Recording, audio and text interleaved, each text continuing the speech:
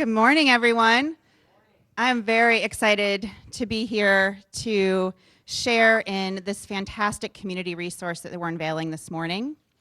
For over 5 years now, the Office of Performance Improvement and the City of Louisville have been on the cutting edge of performance and innovation work.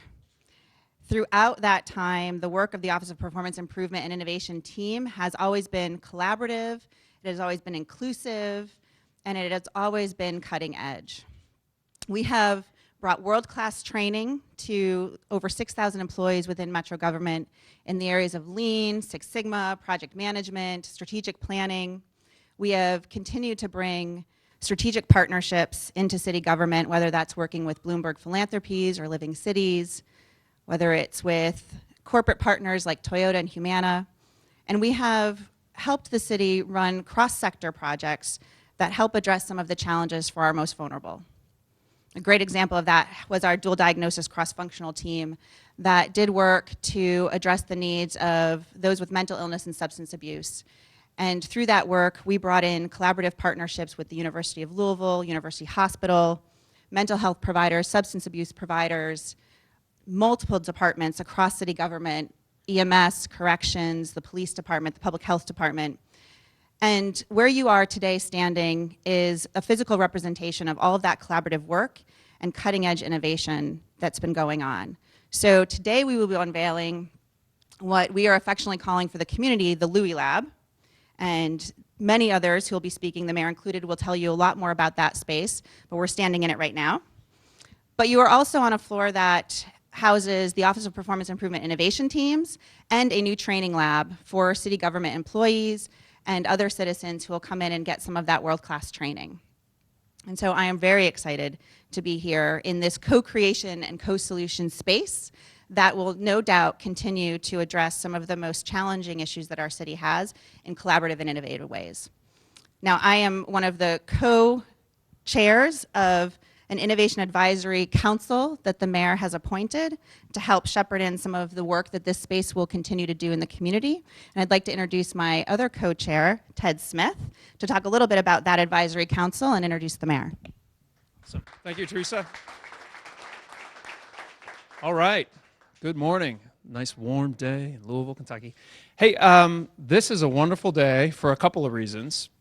One, this embodiment, as Theresa mentioned, of much of the work in the first 5 or so years of the Fischer administration. But I have to take just a moment of nostalgia. Upstairs in this space is my previous employer, CNET Networks, which is part of CBS Interactive, and they actually have a smart apartment upstairs. And the reason I'm telling you that is because we've all worked very hard to take that civic innovation work that Mayor Fischer really kicked off 5 years ago and try to move it to the next level. And so not only is this a great space for the Office of Performance Improvement and Innovation, but it is a great space for the community because we're going to be able to do some things under Grace's leadership, Grace Simrall, to connect the lives of our citizens at home, and for those that love gadgets, CNET's famous for telling you which ones to get. There's a fully equipped apartment upstairs that will help us connect those experiences of people in their homes to this floor, the experiences of people in their city. And it's a really, really exciting thing. So it's kind of a twofer, and I know it's not all fully unveiled, but I appreciate everybody's patience on the journey. So as Theresa was mentioning, the space is part of the conversation, but I think the most interesting thing from my perspective is this is also a celebration of all the people that have helped us along the way in the last 5 or so years. On the civic innovation front, you know, it's not really necessarily what goes on behind the walls in any one building. It's actually that crowd of caring citizens who volunteer their time, their extra time that many of us have a hard time finding. There's a whole group who have agreed to give us some more of their time, myself included, Theresa included. Even though we have day jobs, we're very, very excited about our other job, which is the Civic Innovation Advisory Council. And that council is, again, a way to invite the community into some of these important challenges that the city faces, bring their ideas, tell us about challenges and opportunities that they're excited about, It sort of should be the best of crowdsourcing innovation. So today we'll be unveiling that working group. It's very much a working group. It's inclusive. If your name's not on the list and you want to get involved, everybody is invited. As you can see, we have more than enough room to meet in here, and we're really looking forward to getting some big things done in the next year or two. So I'm not going to talk anymore because you want to talk to the other guy, my former boss, the mayor of Louisville, Greg Fischer. Thank you, Ted. Thank you, Theresa. Well, a big thanks to Ted and Theresa. It's been an amazing journey. We've come such a far way from where we started our performance improvement and innovation work in 2011, and now the city of Louisville government is recognized around the country as the most innovative and most focused on performance improvement of any of the many city governments throughout the country, and it's resulted in all kinds of benefits for the citizens of Louisville, from improved service delivery, cost reduction, innovation, whether it be our fire alarm system, Speed Up Louisville, et cetera. There's just been all kinds of examples that have happened because of the wonderful leadership of Ted and Theresa and our great team back here, whether they're part of our metro government, but our many hackers and makers, and you can see them back here that all, when we started this journey 5 years ago, were like, well, this sounds great. I mean, we want to live in a city like this. How can we get involved? So just hundreds of folks have been involved with this journey, really thousands when you think about our citizen scientists that are helping us with programs like Air Louisville. And it's just been really a wonderful thing for us to experience as a city.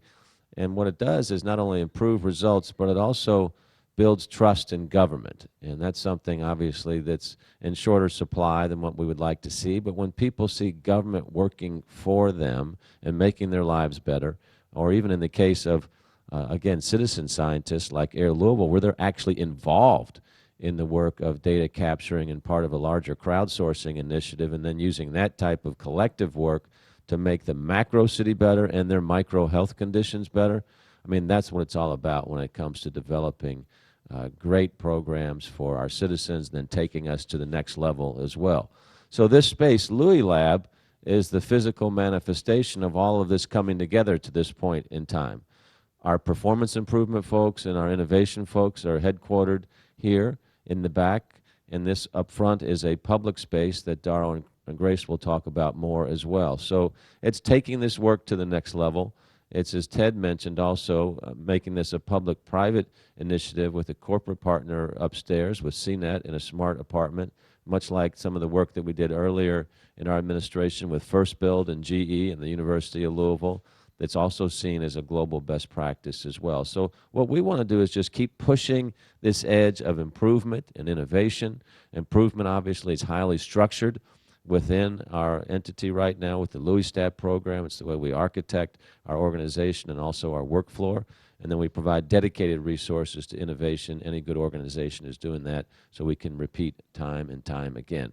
So this is a big step for us today into what's a beautiful space. So Kathy Duncan, to you and your team for getting this thing together on time and under budget in a beautiful way. I mean, great job to you and the entire facilities team as well. I think we ought to give them a round of applause.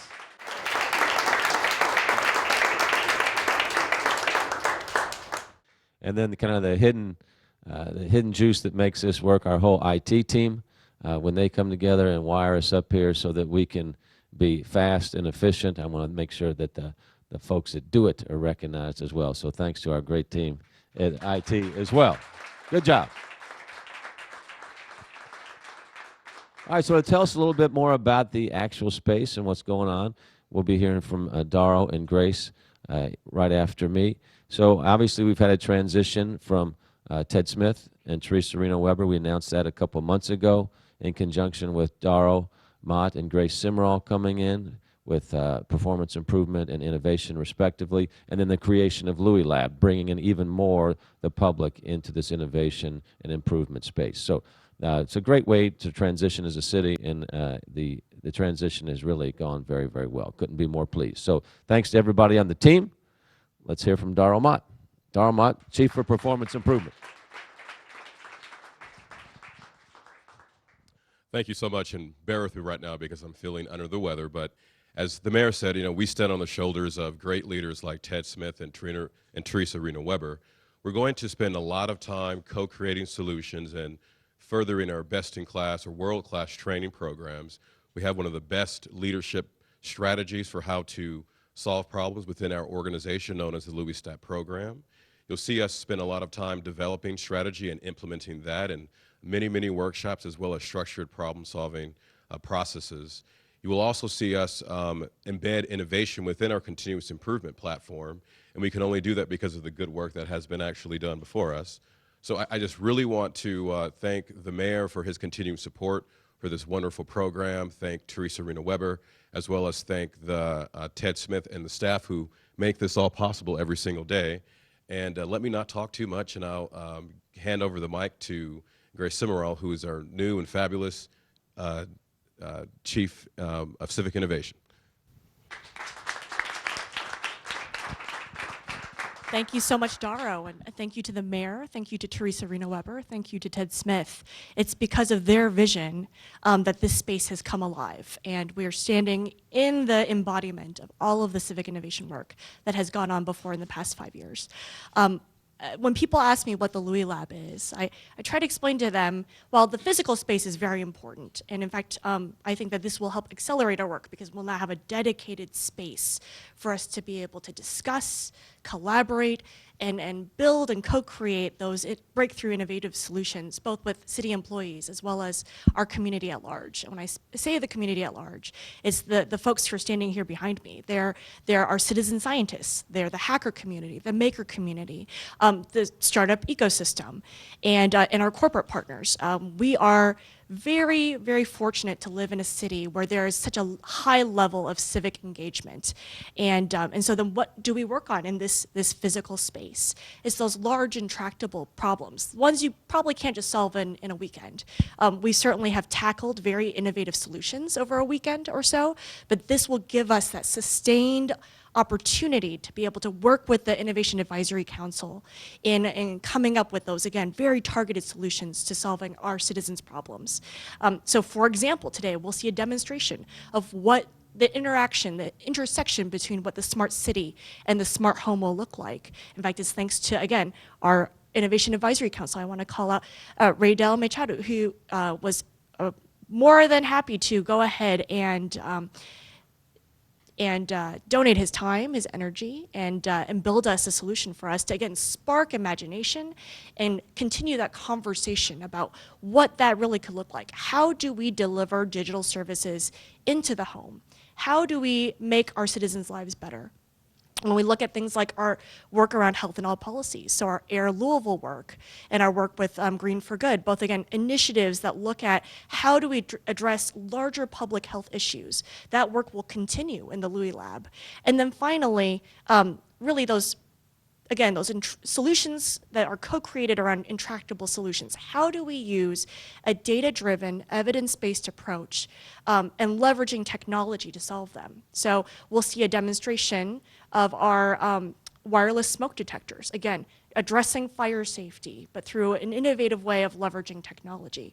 So I encourage the public, if you are interested in joining us in pursuing this sort of work, please do. We are open for business. Thank you. Thank you, Grace. Okay, so to close up, just a word or two on our Innovation Advisory Council. So what we wanted to do was make sure that we were not missing any innovation or breakthrough opportunities in the city. So we asked Ted and Theresa, as they were moving it back into the private sector, if they would help co-chair this new Civic Innovation Advisory Council. They both said they were very excited to do so. And then we're pulling together all folks that have a background in innovation in our community to kind of both critique both what we're doing, but also come up with the, hey, have you thought about this, both in terms of improvement but new ideas as well. So I really feel like we're going to have a global scan of potential innovation that we can bring to our city that will start with our council and then flow through the work of our civic innovation folks that work 24/7 here at Metro as well, in collaboration with our hackers and makers as well. So for the folks that are on the Innovation Advisory Council, would you all raise your hand so that we can get some kind of feel for, we got some of our representatives here, and then we have a total, what, of about 15 or 16 folks right now, and that will increase as well. So for folks that are listening to this and want to get involved, please get in touch with us. So with that, we'll be happy to take any brief questions before we do a tour. So as it turns out, one of the most asked questions of MetroSafe, our 311 program, is when your junk pickup day is. And so what we've decided to do is, again, connecting the smart city to the smart home. We have our junk pickup data. We also can connect it to a commercial off-the-shelf product called the Amazon Echo Dot. This is an affordable entry-level way to be able to use voice-controlled interfaces. So, Raydell, if you don't mind. You'll let Ed. So what we've done is, this is just a demo app. This is not live on the Amazon Alexa store right now, so you can't go out there and do it. But this is a great proof of concept. And what we hope is this is just the first question that of many that you'll be able to ask and get this information about what's going on in Louisville, very specific to your address. So what we've done here is we've actually plugged in my address, pre-plugged in my address on this app. And if you guys come through after we do this quick demonstration, we'll plug in your address and see that as long as you're in the Urban Services District, you have a junk set out date.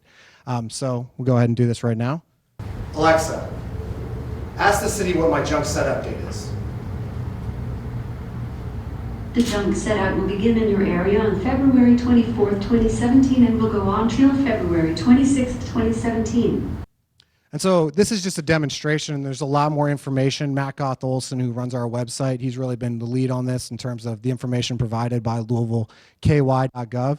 And we hope that there's going to be tons of things. Find out who your Metro Council person is, all of this great information. And we're hoping that this is kind of the future of how we will communicate with our citizens. So again, please come by afterwards, and we'll do a demo for your address if you want to see that. Excellent. Thank you.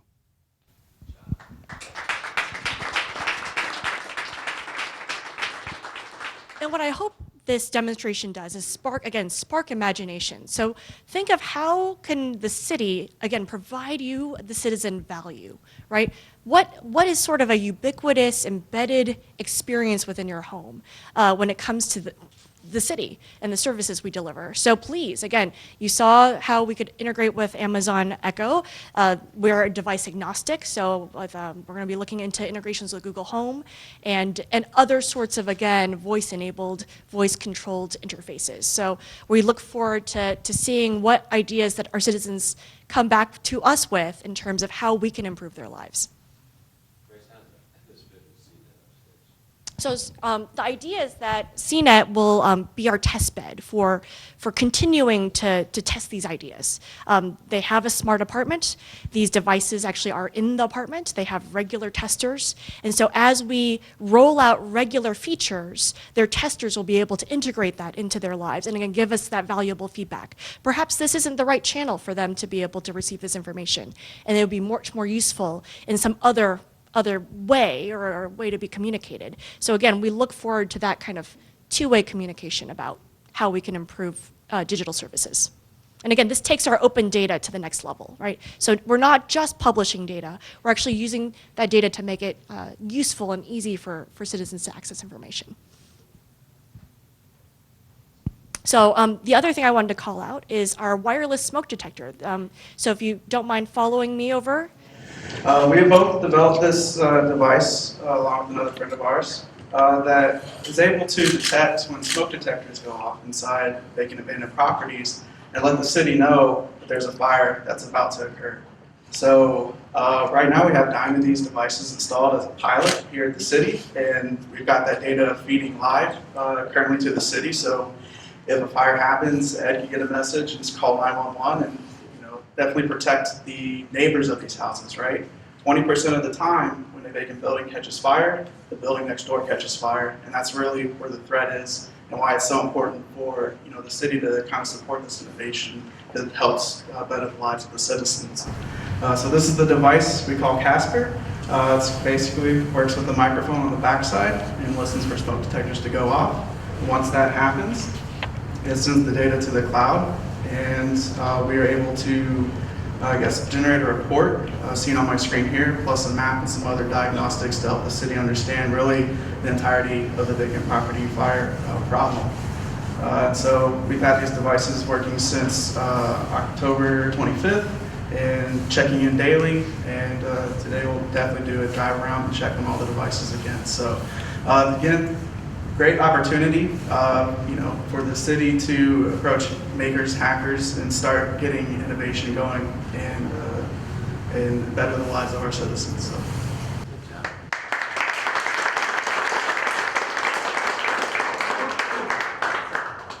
Thank you again, and you probably heard me refer to this as the best of smart city technology.